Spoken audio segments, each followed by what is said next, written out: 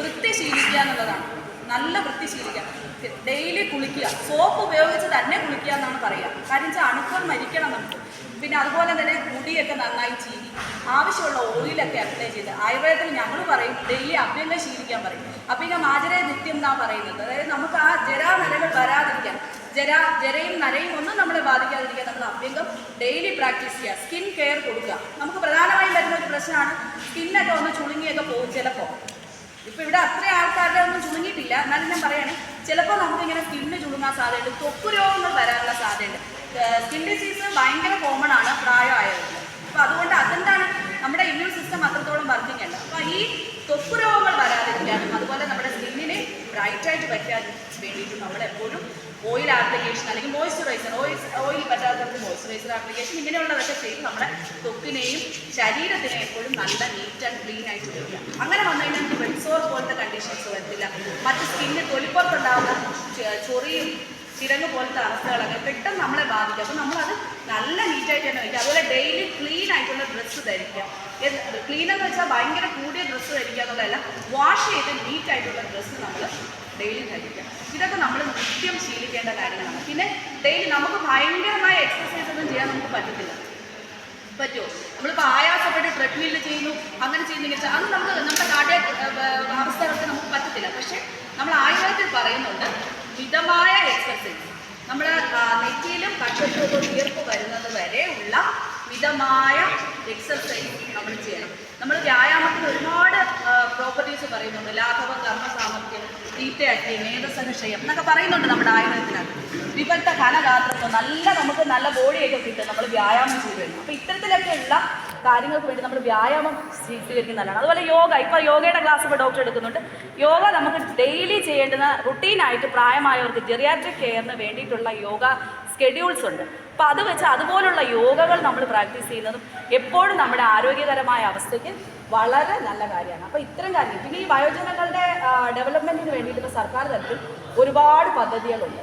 അപ്പോൾ അതിൻ്റെ ഭാഗമായിട്ടാണ് ഇന്ന് ഞങ്ങളെല്ലാവരും ഇവിടെ നിൽക്കുന്നത്. നമ്മളിങ്ങനെ ഒരു ക്യാമ്പ് കണ്ടക്ട് ചെയ്യുന്നതും ഇതുമായിട്ട് ബന്ധപ്പെട്ട് നമ്മൾ ഉള്ള ക്ലാസ്സുകൾ എടുക്കുന്നതും നിങ്ങളെ അവയർനെസ് നടത്തുന്നതും ഇതൊക്കെ സർക്കാരിൻ്റെ ചുമതലയാണ്. അതാണ് നിങ്ങളിലേക്ക് ഓരോ ഏറ്റവും പെരിഫറൽ സിസ്റ്റത്തിനകത്തോട്ട് ഇത് എത്തിക്കാൻ വേണ്ടിയിട്ടാണ് ഇത്തരത്തിലുള്ള ക്യാമ്പുകളും ക്ലാസ്സുകളും ഒക്കെ സംഘടിപ്പിക്കുന്നത്. എനിക്ക് പിന്നെ മാത്രമല്ല ഇവിടെ പകൽ വീടുകളൊക്കെ ഉണ്ട് അല്ലേ.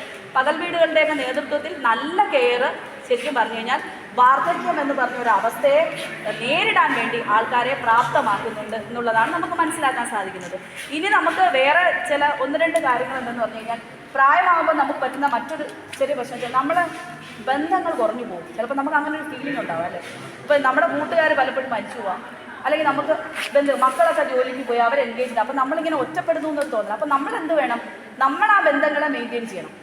എൻ്റെ ഒരു അധ്യാപകനുണ്ട്, രാജമുള്ള സാർ രാവിലെ എഴുന്നേറ്റ് എല്ലാവരെയും ഫോൺ ചെയ്യും. ഇപ്പോൾ ചില സമയത്തൊക്കെ ഞാൻ നല്ല തിരക്കിരിക്കുമ്പോഴായിരിക്കും ചിലപ്പോൾ വിളിക്കും, എന്നാലും ഞാൻ സ്നേഹത്തോടെ ആ കോൾ എടുക്കും. അപ്പോൾ സാർ എന്നോട് പറയുന്നതെന്ന് വെച്ച് കഴിഞ്ഞാൽ, മോളെ എനിക്ക് വലിയ പണിയൊന്നുമില്ല, ഞാൻ വെറുതെ ഇരിക്കുകയില്ല, അപ്പോൾ എനിക്ക് നിങ്ങളെയൊക്കെ വിളിക്കാനുള്ള സമയമുണ്ട്, അതുകൊണ്ട് ഞാൻ വിളിക്കാമെന്ന്. പക്ഷെ നല്ലൊരു ഹാബിറ്റാണ്. ഹീസ് 90 വയസ്സുണ്ട് പുള്ളിക്ക് ഇപ്പോൾ. അപ്പോൾ ആ ഒരു ബന്ധങ്ങൾ നമ്മളെ വിളിക്കാൻ ആരും കാണണമെന്നില്ല, പക്ഷെ നമുക്ക് വിളിക്കാമല്ലോ.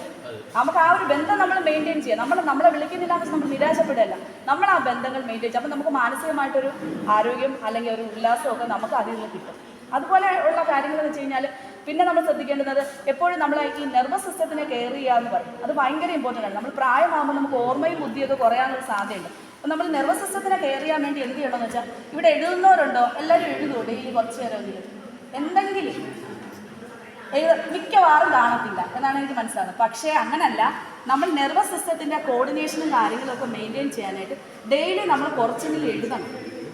എഴുതുക എന്ന് പറഞ്ഞാൽ ഭയങ്കര ഇമ്പോർട്ടൻ്റ് ആയിട്ട് ഒരു കാര്യം. നമ്മുടെ കോർഡിനേഷൻ, ഹാൻഡ് കോർഡിനേഷൻ അതുമായിട്ട് ഡെവലപ്പ് ചെയ്ത് അത് സെൻസ് ചെയ്ത് നമ്മുടെ ബ്രെയിനിൽ കൊടുക്കുന്ന ചില ഇമ്പൾസസ്, ഇതേപോലെ നമ്മുടെ നെർവസ് സിസ്റ്റത്തിനെ നമുക്ക് മെയിൻറ്റെയിൻ ചെയ്യാൻ പറ്റും. നമുക്ക് അത്തരത്തിൽ ചെയ്യുമ്പോൾ നമുക്ക് എപ്പോഴും ഓർമ്മശക്തി, നമ്മൾ അച്ചീവ് ചെയ്യുന്ന ഓർമ്മശക്തിയുണ്ട്. ഇങ്ങനെ നമുക്ക് അച്ചീവ് ചെയ്യാൻ പറ്റും കുറച്ച്.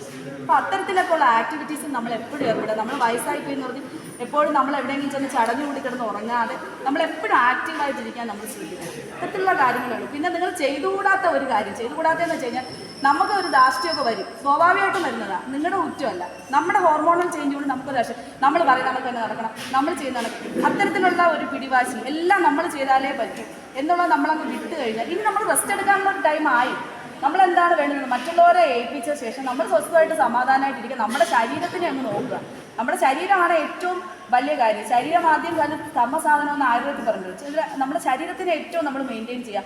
നമ്മൾ നമ്മുടെ കാര്യങ്ങളൊക്കെ നമ്മൾ പെർഫെക്റ്റ് ആക്കി വെക്കുക. അപ്പോൾ നമുക്കൊരു 60 വയസ്സ് കഴിഞ്ഞാൽ നമുക്ക് തിരിച്ച് പിടിച്ച് ഒരു 40-35 നമ്മളെ കൊണ്ടുപോകാൻ പറ്റും. ഇപ്പോൾ 60 ഇയേഴ്സ് ആയ ഒരാൾക്ക് 60 ഇയർ തോന്നണമെന്നില്ല.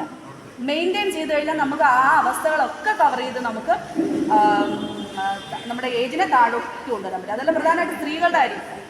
കുറച്ച് ലേഡീസേ ഉള്ളൂ. സ്ത്രീകളുടെ പ്രധാന പ്രശ്നം എന്ന് വെച്ച് കഴിഞ്ഞാൽ ഈ ഏജിൽ വരുമ്പോഴത്തേക്ക് നമുക്ക് മെനോപോസിയൽ സൈഡ് വരും. മെൻസസ് അങ്ങ് സീസ് ചെയ്തു പോകും. അപ്പം നമുക്ക് എന്ത് പറ്റും?